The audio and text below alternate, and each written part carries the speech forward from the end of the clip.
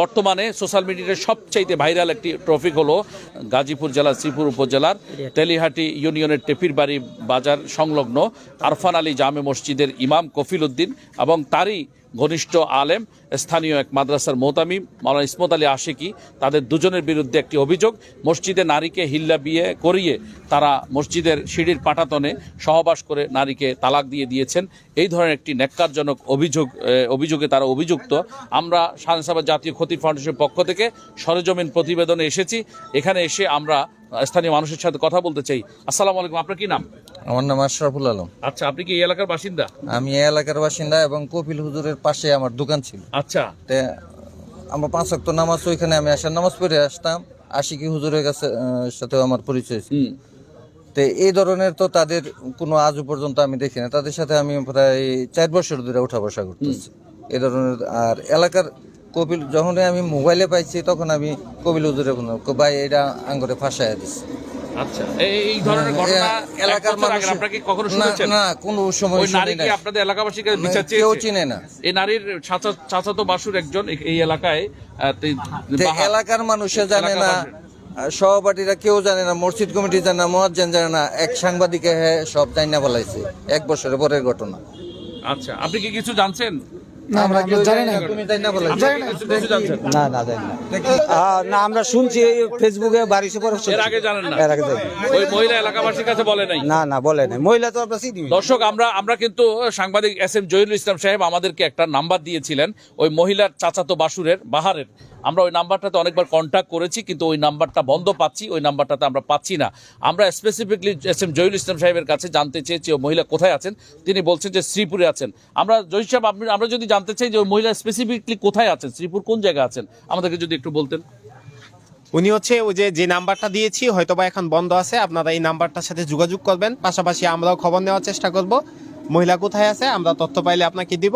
জহির যে বলছে যে 1 বছর আগের কথাটা না এটা, তো যেই মহিলাটা জহিরের সাথে কথা বলছে, জহির জানছে কিভাবে? সেই মহিলাটা বলার পরেই তো জানছে।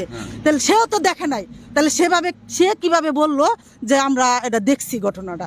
কফিল এবং তার ওয়াইফ দুজনে ন্যাশনাল একটা মাদ্রাসা করছে। তখন এই জহিরের বউ ছিল শিক্ষিকা। তারে 1 নাম্বার শিক্ষিকা দিছে না দেখা তাগর লগে সেই শত্রুতা, এই শত্রুতার পরে এখন ওই আমগর ওই পাশে আরেকটা মাদ্রাসা আর ইয়া করছে। হ্যাঁ, দুইটা সাইনবোর্ড দিচ্ছে। পরে আশিকি হুজুরে আয়া 1 ঘন্টা ওয়াজ করছে। আঙ্গর মহিলারা আমরা বৈশা ওয়াজ শুনছি। শোনার পরের দিনতেও মনে হরুন ওই পেপারে পত্রিকা মোবাইলে এগুলি দিচ্ছে। আচ্ছা, ঠিক আছে বাজান, আমি একটা প্রশ্ন করি, আপনার বয়স কত হবে? আমার বয়স 60 তো হবে। 65 বছর? হ্যাঁ। এই বৃদ্ধ বয়সে তো অবশ্যই মিথ্যা কথা বলবেন না। আমি একজন মা, আমি কোনোদিন বাজান আমি মিথ্যা কথা কইব না। জনাব কেশিয়া সাহেব, আপনি আমাদেরকে বলবেন এই যে ঘটনাটা ঘটলো, যে একজন সাংবাদিক জহিরুল তিনি বললেন, জানি না তিনি কোন পত্রিকার সাংবাদিক, তবে অনেকে দাবি করেছেন তিনি হচ্ছেন ইউটিউবার। তিনি সাংবাদিক নন, তিনি হচ্ছেন ইউটিউবে বিভিন্ন কন্টেন্ট ছেড়ে তিনি ব্যবসা করেন। আমরা তার কাছে কোনো ধরনের কোনো গ্রহণযোগ্য মিডিয়ার সংবাদ আমরা অনেকে জিজ্ঞেস করেছি, কেউ আমাদেরকে বলতে পারেনি। এই যে ইউটিউবার জহিরুল যেই ঘটনাটি সাজিয়ে তিনি প্রতিবেদনটা প্রকাশ করেছেন, যে একজন নারীকে এখানে হিল্লা বিয়ের মাসালা জানতে আসার পর তাকে হিল্লা বিয়ে করে মাওলানা ইসমত আলী আশিকি তার সাথে মসজিদের পাটাতনে সহবাস করেছেন, এটা কি আপনি জানতেন আগে? না, জানতাম না আগে। আচ্ছা, এই এলাকার মানুষ কি জানতো বলে আপনার কাছে মনে হয়? না, জানতো না। না। আচ্ছা, কেউ জানতো না? কিন্তু ঘটনাটা কতদিন আগের বলে জহিরুল দাবি করেছে? আমরা শুনছি যে রমজানের 3 দিন আগে। তার মানে 1 বছর? হ্যাঁ, মানুষের মুখে শুনছি। আর মানুষের মুখে শুনছেন? কিন্তু মানুষের মুখে শুনছেন কবে শুনছেন? এই যে 1 সপ্তাহ আগে, এই গেছে শুক্রবার। আগে শুনেন নাই? না, কোনোদিন শুনি না। যখন জহিরুল নামে যে ছেলেটা ওর যখন ভিডিওটা পাবলিশ করে, তারপর থেকে আমরা জানছি। ওর ভিডিওতে যেভাবে বলছে ওভাবে আমরা জানি। আচ্ছা, ভিডিও পাবলিশ হওয়ার পরে জানছেন? আচ্ছা, আগে জানি না। এখন আপনাদের কাছে কি মনে হচ্ছে যে এই ভিডিওটা কি আসলে কি বস্তুনিষ্ঠ হলে তো আপনারাই জানতেন আমরাই সত্য, জানতাম। আর নাকি এটা আপনাদের কাছে পরিকল্পিত মনে হচ্ছে? কেউ কি বলবেন? পরিকল্পিত মনে হচ্ছে, যেহেতু এক ধরনের এটা আমাদের কাছে ষড়যন্ত্রমূলক মনে হচ্ছে, কারণ ওনারা যেই সব কথা বলছে ভিডিওতে ওগুলার সাথে বাস্তবে কোনো মিল নাই। আমি মনে করি এটা মিথ্যা, মিথ্যা। যা কারণ আমরা দেখছি না, কেউ দেখছে না। এখানে যারা আছে আপনার সবার জিজ্ঞেস করেন, কেউ বলবে না যে আমি দেখছি। তার মানে মাওলানা ইসমত আলী আশিকির বিরুদ্ধে যে মিথ্যা যে অভিযোগ, যে নারীকে সিঁড়ির পাটাতনে এনে এখানে ভিল্লা বিয়ে করে দর্শন মানে সহবাস করেছেন, এটা মিথ্যা মনে হচ্ছে আপনার কাছে? আমার কাছে মিথ্যা মনে হচ্ছে, কারণ হুজুরকে এখানে কেউ বলে না যে আমি দেখছি। ওই নারীকে কি আপনারা চিনতেন? না, আমি চিনি না। আমরা যখন দেখি নাই, এখন কি বলবো, এটা সাজানোই তো। সাজানো। 1 বছর পরে যেহেতু ঘটনা, তো আমরা দেখি এর আগে আপনারা শুনেন? না না, আমরা আমি কারি শরীফুল ইসলাম মোলাইদি। আমি আরফান আলী জামে মসজিদের বাড়ির পাশেই আমার বাড়ি। আমার গ্রামের নাম হলো মোলাইদ, আর এই গ্রামের নাম হলো টেপির বাড়ি। টেপির বাড়িতেও আমার বাড়ি আছে। আমার সামনে এখন আমার স্থানীয় অনেক লোকজন, আমারই আত্মীয় স্বজন অনেকেই, সবাই এখানে স্থানীয় লোকজন। আমার সাথে দাঁড়িয়ে আছেন শানে সাহাবা খতিব ফাউন্ডেশনের সম্মানিত চেয়ারম্যান মহোদয়, তারপরে অনেক ওলামায়ে কেরাম দাঁড়িয়ে আছেন, সাধারণ মানুষও দাঁড়িয়ে আছেন। আমি যতটুকু এতদিন পর্যন্ত শুনেছিলাম, নিজেকে খুব দোষী মনে হয়েছে, অত্যন্ত অপরাধী মনে হয়েছে। কারণ যখনই মানুষ, সাধারণ কিছু মানুষ আছে এমন যে নাস্তিক মোরতাদ, নাস্তিক্যবাদিতা তাদেরকে গ্রাস করে ফেলেছে, ওই সমস্ত মানুষগুলি আলেমদেরকে কুলুষিত করতে চায়, আলেমদের সম্মান নিয়ে টানা হেঁচড়া করতে চায়। এই খবর যখন পেয়েছেন শানে সাহাবা খতিব ফাউন্ডেশন বাংলাদেশ, সত্যতা যাচাইয়ের জন্যে তারা সরজমিন প্রদক্ষিণ করেছেন, আমাকেও সাথে এনেছেন। আমি এতদিন যা শুনেছি আর এখন যা দেখতেছি এবং শুনতেছি, বাস্তবের সাথে, ওই ঘটনার সাথে আর বাস্তবের সাথে কোনো রকম মিল পাওয়া যাচ্ছে না। স্বেচ্ছায় এখানে সাধারণ জনগণ যারা এই মসজিদের প্রতিনিয়ত মুসল্লি, তারা প্রত্যেক দিন এখানে নামাজ পড়েন, 5 ওয়াক্ত নামাজ কালাম পড়ছেন, তারাও কিন্তু এখানে উপস্থিত হয়ে অত্যন্ত ভারাক্রান্ত হৃদয়ে তারা বলতেছিলেন যে এই ঘটনা মিথ্যা, সাজানো, নাটক, বানানো, এছাড়া অন্য কিছু নয়। হচ্ছে শানে সাহাবা জাতীয় খতিব ফাউন্ডেশন সবসময় মাজলুমের পক্ষে আছে, ছিল এবং থাকবে ইনশাআল্লাহ। আসলে আমরা মূলত এর পূর্বে যে ঘটনাগুলো শুনছি বা দেখছি, এগুলোর সাথে আজকে এখানে আসার পরে আমরা যা যাচাই করলাম, বা আজকের এলাকার গণ্যমান্য ব্যক্তিবর্গ যারা আছে, মুসল্লিয়ানে কেরাম যারা আছে, ওনারা যেভাবে সাক্ষী দিলেন, এই কথার দ্বারা বোঝা যায় সম্পূর্ণ মিথ্যা, বানাওয়াট, উদ্ভট একটা কথা তারা ইউটিউবের মধ্যে কি করেছে, দিয়ে দিছে। এবং ওলামায়ে কেরামকে হেয় প্রতিপন্ন করার জন্য, আলেমদের ইজ্জতকে নষ্ট করার জন্য, আলেমের সম্মানকে বিনষ্ট করার জন্য এইটা বিশাল একটা চক্রান্ত বলে আমাদের কাছে মনে হচ্ছে।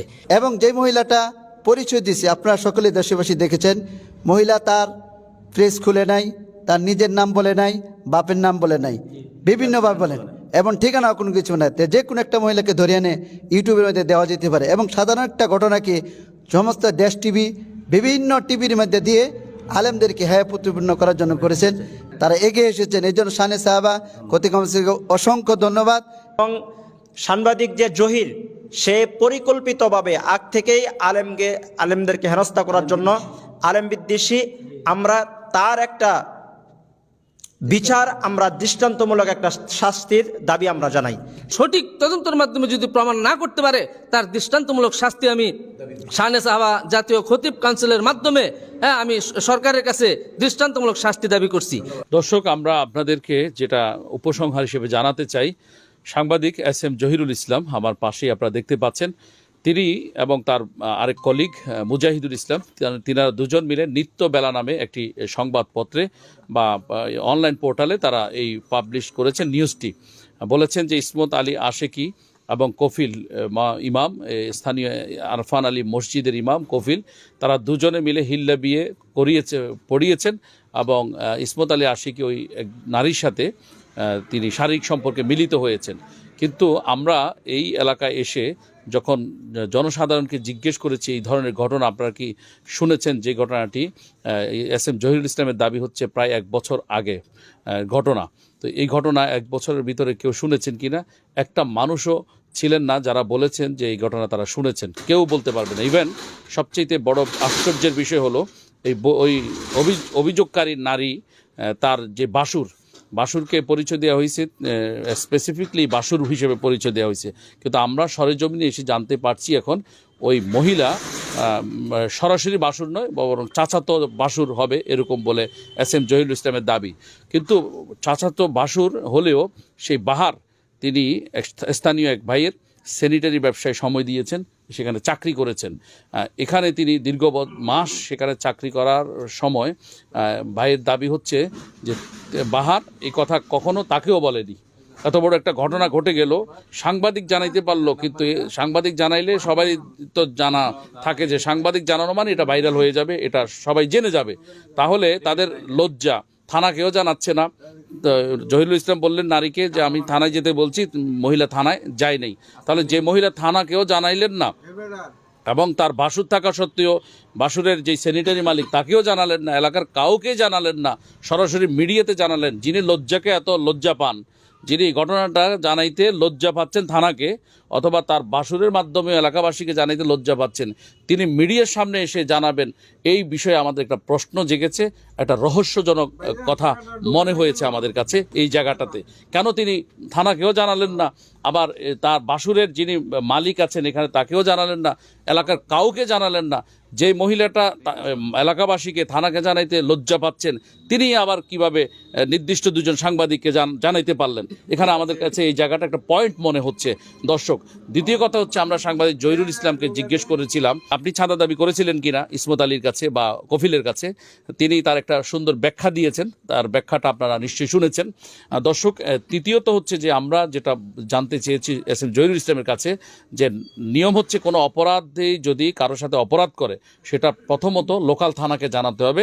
লোকাল থানায় লিখিত অভিযোগ করবার পর একজন বিট অফিসার, এটা যেহেতু একটি তেলিহাটি ইউনিয়ন, এই ইউনিয়নের নিশ্চয়ই একটি বিট অফিসার শ্রীপুর থানার পক্ষ থেকে দেয়া হয়েছে। ওই বিট অফিসার অথবা তদন্তকারী কর্মকর্তা এটাকে ইনভেস্টিগেশন করবেন। ইনভেস্টিগেশনে যদি ইসমত আলী অথবা কফিল দোষী সাব্যস্ত হয়, তখন গিয়ে তাদের বিরুদ্ধে অটো মামলা হবে, তাদের বিরুদ্ধে আইনগত পদক্ষেপ পুলিশ প্রশাসন গ্রহণ করবেন। ভুক্তভোগী নারী চাইলে মামলা করার অধিকার তার রয়েছে, কিন্তু তা না করে তদন্তের আগেই অতি উৎসাহী হয়ে এস এম জহিরুল ইসলাম এবং মুজাহিদুল ইসলাম, তারা দুজন সাংবাদিক নিত্যবেলার, তারা কি করে কোন উদ্দেশ্যে এটাকে পাবলিশ করে দিলেন জনসাধারণের মাঝে সোশ্যাল মিডিয়ায়, এই বিষয়টি আমাদের প্রশ্ন থেকেই গেল। আমরা সাংবাদিকদের পক্ষ নিচ্ছি না এবং ইসমত আলী আর ওই কফিল দুই হুজুর তাদের পক্ষ নিচ্ছি না। আমরা শ্রীপুর থানাকে মনোযোগ আকর্ষণ করছি এবং লিখিতভাবে জানাবো যে গাজীপুর পুলিশের কাছে আমাদের দাবি, যদি ইসমত আলী এবং কফিল দোষী সাব্যস্ত হয় আপনাদের তদন্তে, অবশ্যই তাদের উপযুক্ত শাস্তির ব্যবস্থা করতে হবে, যাতে করে আগামী দিনে কোনো আলেম ইসলামের লেবাস ধারণ করে এই ধরনের অন্যায় করতে না পারে। আর যদি ওই দুইজন আলেম যদি ভুক্তভোগী হন, অর্থাৎ তাদের যদি কোনো অন্যায় না হয়ে থাকে, তারা যদি অন্যায়ের শিকার হন, মিথ্যা তথ্যের প্রচারে যদি তারা ভুক্তভোগী হয়ে যান, তাহলে অবশ্যই তাদের পক্ষে প্রশাসনকে থাকতে হবে, মানুষকে থাকতে হবে এবং তাদের বিরুদ্ধে যারা অন্যায়ভাবে পাবলিশ করেছে নিউজটি, তাদের দুই সাংবাদিক মুজাহিদুল ইসলাম এবং এস এম জহিরুল ইসলামকে অবশ্যই আইনের আওতায় আনতে হবে। এটা হচ্ছে আমাদের শাহনাসাব জাতীয় খতিব ফাউন্ডেশনের দাবি, ওলামায়ে কেরামের দাবি, স্থানীয় গণমানুষের দাবি, স্থানীয় মুসল্লি এবং মসজিদ কমিটি সহ এলাকাবাসীর দাবি। আমরা সেটাই বুঝতে পেরেছি।